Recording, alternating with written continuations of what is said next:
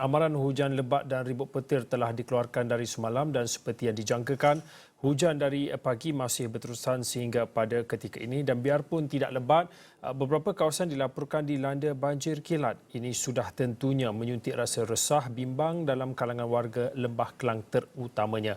Apabila hujan sahaja, apa yang terlintas di fikiran pasti akan ada banjir. Wartawan Faris Azman ada melakukan tinjauan di beberapa lokasi di sekitar Lembah Kelang yang berhampiran dengan sungai untuk melihat sendiri situasinya setiap kali berlaku hujan berterusan. Untuk itu saya nak turut bersama dengan Faris. Faris, mungkin boleh dikongsikan pada waktu ini hasil tinjauan yang dilakukan, mungkin boleh diberi sedikit kemaskini berkaitan dengan banjir kilat yang melanda di ibu negara pada waktu ini. Faris. Baik, terima kasih Fauzi. Pada masa yang sama juga kami telah pun ataupun saya sendiri melihat bahawa beberapa kawasan kalau ikutkan sungainya meningkat sedikit tetapi dalam paras yang keadaannya masih lagi terkawal. Tetapi seperti mana yang dimaklumkan sebelum ini bahawa beberapa jalan yang telah pun ditutup kerana dinaiki air antara Jalan Ipoh dan dari Bulatan Pahang ke Jalan Ipoh dan laluan seperti Jalan Sultan Azlan Shah, Jalan Imbi ke arah Jalan Sultan Ismail dan Jalan Nampang. Tetapi keadaan ketika ini hujannya kembali reda di PWTC. Saya berada di PWTC. Daripada Kelana Jaya kami ataupun saya menaiki LRT untuk melihat bahawa macam mana keadaannya di laluan Kelana Jaya, laluan Masjid Jamek untuk melihat bagaimana keadaan kawasan hotspot yang selalunya dinaiki air. Tetapi sepanjang perjalanan untuk melihat keadaan sungainya masih lagi terkawal dan seperti mana info daripada JPS sendiri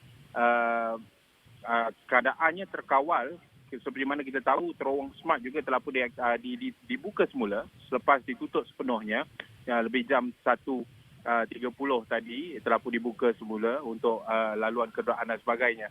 Tetapi apa yang menjadi menarik perhatian ketika ini adalah sudah tentu warga kota kalau ikutkan daripada kesesakan trafik Fauzi kan agak sesak kerana seperti mana kita tahu apabila hujan sudah tentu ramai yang akan menggunakan kenderaan mereka sendiri dan akan pergi dan pulang dan pergi kerja dan sebagainya. Jadi kenderaan kesesakan trafik itu berlaku di sekitar Lembah Kelang ini terutama jadi pusat bandar. Dan pada masa yang sama juga dari sudut banjir kita katakan masih terkawal. Cuma persoalannya Fauzi, beberapa kawasan-kawasan yang saya maklumkan tadi itu apabila hujannya beberapa jam akan berlaku limpahan air ke jalan raya itu ketika ini. Tapi ketika ini keadaan banjir yang kita katakan banjir kilat, sebenarnya polis Kuala Lumpur yang keluarkan kenyataan mengatakan semuanya terkawal tetapi dari pihak bomba belum dapat apa-apa statement atau pernyataan ketika ini Fauzi. Faris berada di WTC Kuala Lumpur dan kedudukan dan juga lokasi WTC juga berhampiran dengan sebatas sungai dan kalau diikutkan WTC juga berhampiran ataupun kawasan yang tidak jauh lah dengan Masjid Jamek. Sementara itu kalau boleh saya nak tunjukkan kepada anda ini adalah kemaskini ataupun yang dimuat naik ciapannya daripada Menteri Tuan Ibrahim Tuan Man. Kalau boleh saya tunjukkan di iPad saya pada ketika ini iaitu kemaskini keadaan banjir kilat di Kuala Lumpur yang mana beberapa kawasan di pusat bandar Kuala Lumpur telah dinaki air. Para petugas GBKL menjalankan kerja-kerja di lapangan untuk mengurangkan masalah air bertakung bagi memudahkan urusan orang ramai dan katanya berhati-hati.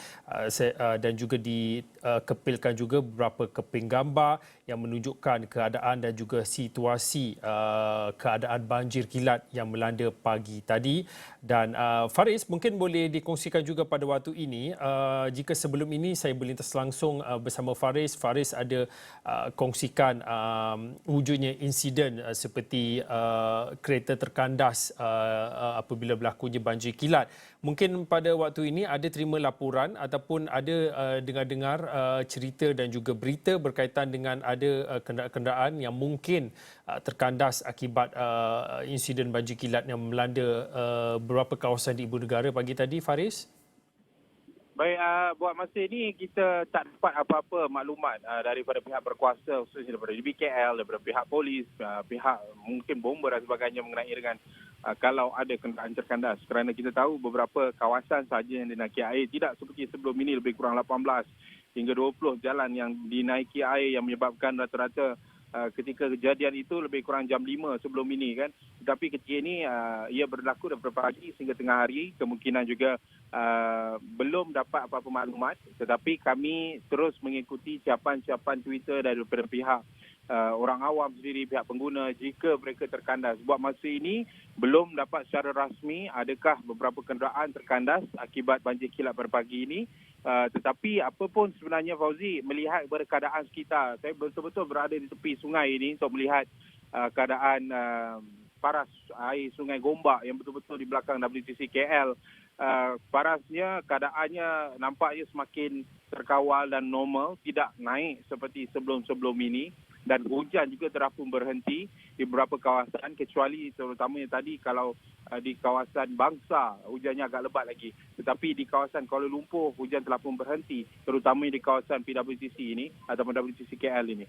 Tetapi apapun, kita akan bawakan perkembangan terkini mengenai berapakah kenderaan kalau ada terkandas akibat banjir kilat pada pagi ini, Fauzi.